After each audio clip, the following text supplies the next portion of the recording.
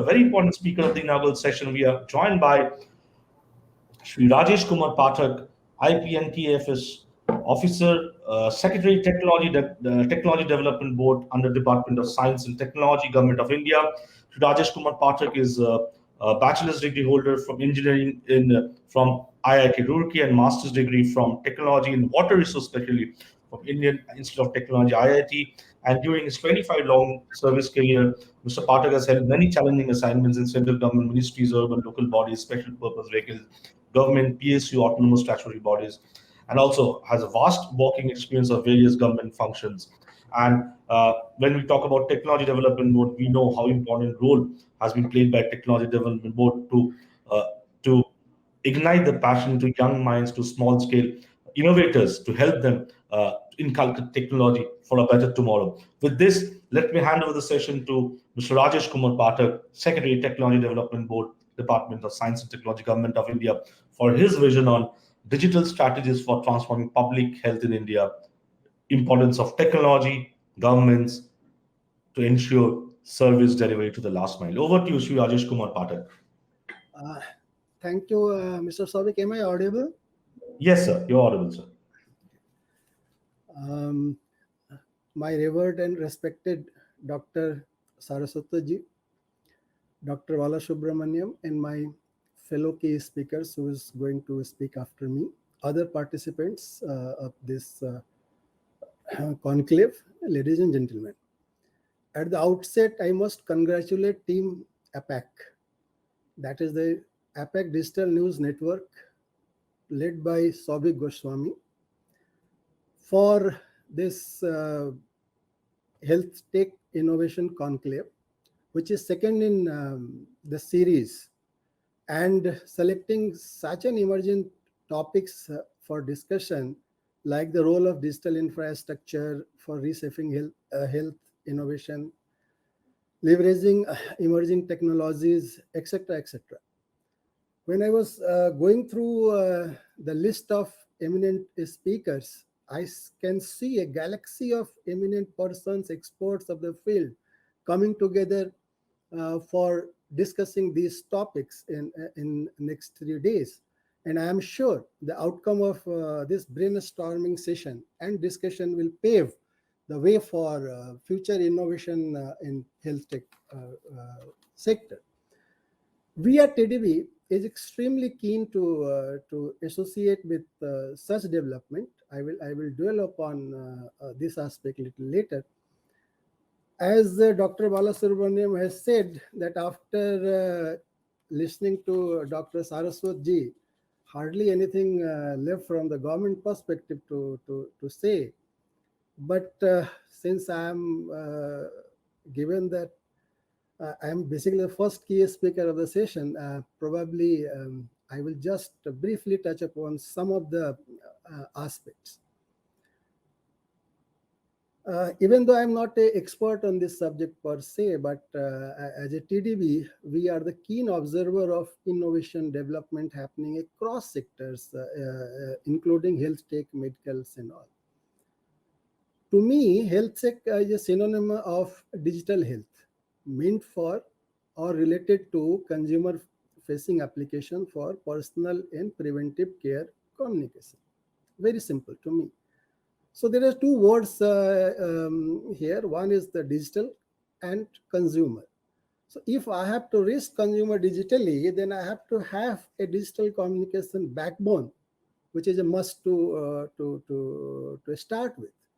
And I was privileged and was associated with for past 3 years, 17 to 2020, with a ambitious project of Government of India called BharatNet, and it is implemented by a special purpose vehicle setup for this purpose, that Bharat Broadband Networks Limited, BBNL. And I am happy to inform you that we are on the course of connecting digitally to around 2.5 lakhs Gram Panchayat.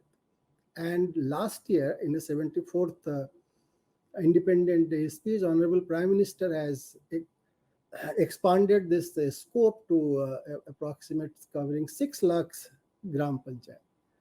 So we are talking about to all these villages and some remote villages which we cannot reach by fiber.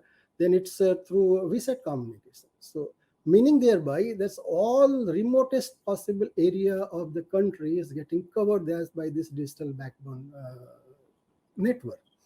And around the speed we are talking about minimum 1 Gbps scalable to 10 Gbps.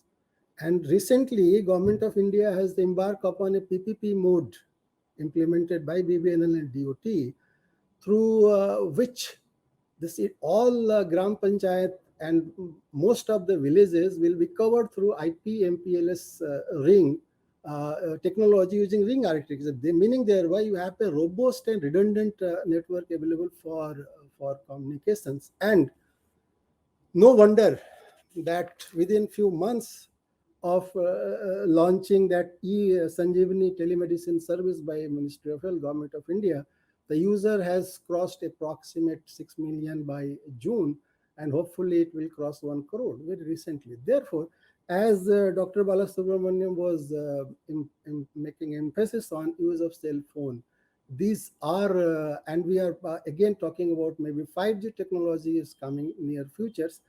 So my moot point is necessary digital communication infrastructure is ready for all of us to communicate with the vast rural market as such.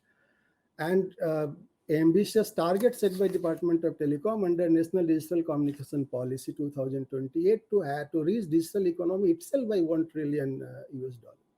So this is one aspect which I wanted to cover.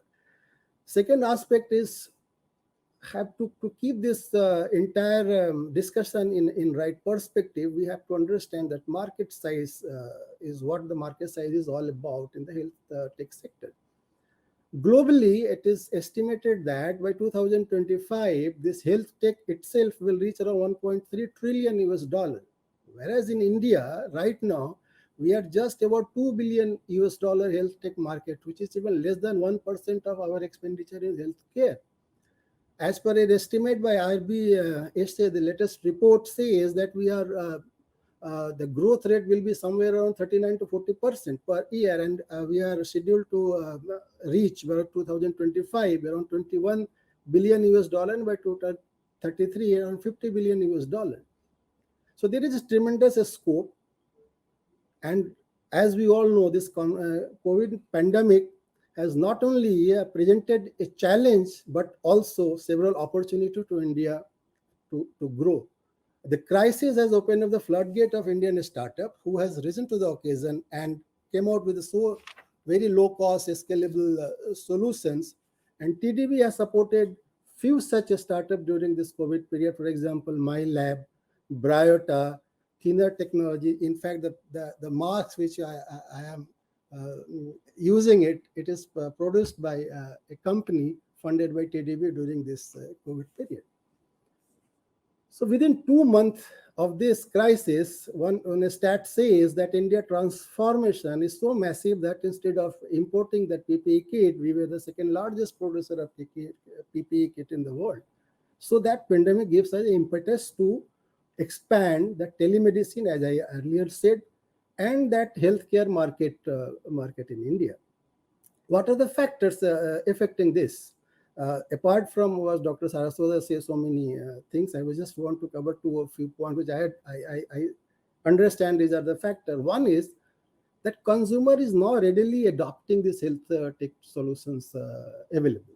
Or we are, so no matter that 1mg or whatever startup is coming up, is gaining ground, and this is flourishing. Healthcare worker itself, they are using so many more technologies per se. And the government is promoting telemedicine, government's digital health mission program, which I think some of the speakers are scheduled to speak, so I will not dwell upon that. And one or two even there are so many technology framework which Dr. Saraswat has presented in his presentations. One report says that one artificial intelligence using the machine language, the scientist from Google, its health tech subsidiary Verily, has come up or discovered a new way to access the a person's risk of health disease only through a scanning at the back of your eyes. So this kind of transformation is happening. The use of robotic per se is coming a big way. So there are, I think it is already scheduled, so people will discuss. I just wanted to touch upon to these aspects. Government of India has taken several structural initiatives as already covered. For example, conducive FDI policy that 100% for hospital sector, it is automatic mode. Pharma sector 100% for greenfield, 74% for brownfield. Telemedicine guidelines quickly announced by government. Union budget this year has increased massively for the health sector, around 2.37 times, that 137 times higher than last year. So this all goes to say what are the importance government of India is giving to this sector, and this sector is now becoming faster, that one of the fastest growing and the largest sector as far as Indian economy is concerned, both from revenue and from the employment perspectives. So there are opportunities, there is no doubt about it. So many opportunities available. I have just touched upon one, which Dr. Saraswati also mentioned, that affordable medical devices.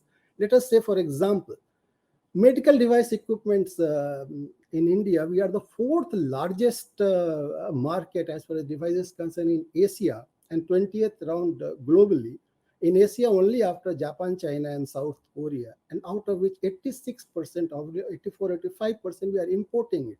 All high-end medical devices we are importing. So there is a scope for innovation and manufacturing locally. Government of India is supporting PLI. A scheme has been is introduced for this, covering this aspect also. PMA policy of Government of India, preferential market access to the local vendors is being extended. So these are all happening. Now, the role of TDB. Technology Development Board has recently completed its Silver Jubilee 25th year on the 1st September. And we have launched a book, is available on our website, covering this 25 signature companies and how this has changed that entire landscape of, I can go for only one example, that vaccine ecosystem. The first vaccine, hepatitis B, manufactured in India by Santa Biotech, was supported by us. You name all pharma companies, big companies, all are being supported by TDB at one point of time.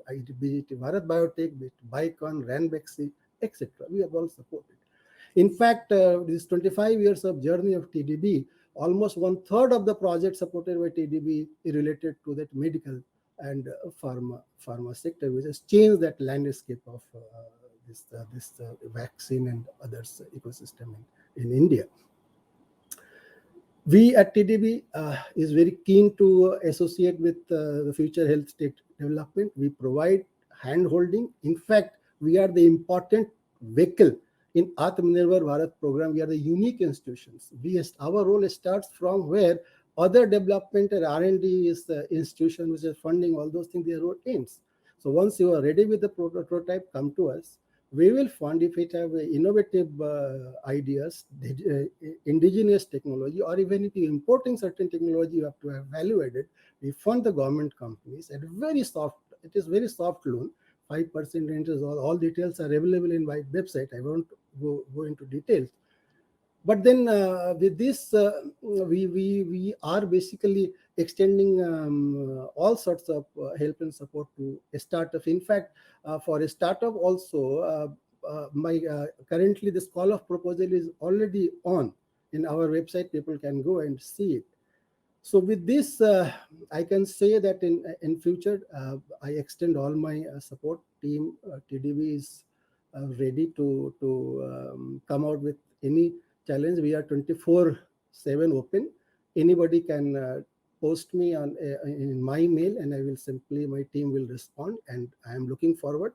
With this, I will conclude by saying that this is a very good initiative taken by APAC, and I wish grand success of this conclave, and I am sure the findings of this conclave and etc. will be a good roadmap for this sector to grow. And With this, I once again congratulate Souvik Goswami and his APAC team, and thank you for inviting me, giving time. So nice of you. Thank you.